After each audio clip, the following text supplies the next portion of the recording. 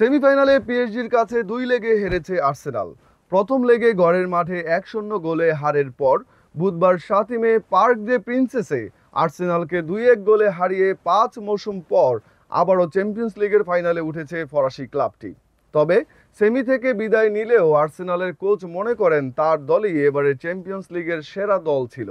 Champions লিগের সেমিফাইনালের প্রথম লেগে হারের পর আর্সেনালের কোচ বলেছিলেন দ্বিতীয় লেগে স্পেশাল কিছু করে দেখাবে তার দল। তবে দ্বিতীয় লেগে কিছুই করে দেখাতে পারেনি আর্সেনাল। 2 গোল হজম করার পর ডিফেন্ডার মার্কুইন হোসের ভুলে একটি গোল করতে পারে আর্সেনাল। তবু আর্সেনাল কোচ আর্তেতা মনে করেন টুর্নামেন্টের সেরা দলটাই গতকাল বাদ পড়েছে। ম্যাচ শেষে এক সাক্ষাৎকারে এই কথা বলেন আর্সেনাল কোচ। তবে আর্সেনাল কোচের সঙ্গে একমত নন পিএসজির কোচ লুইস এনরিকে। স্প্যানিশ এই কোচ মনে করেন গোলের খেলা গোল দিয়েই শ্রেষ্ঠত্ব প্রমাণ করতে হয়।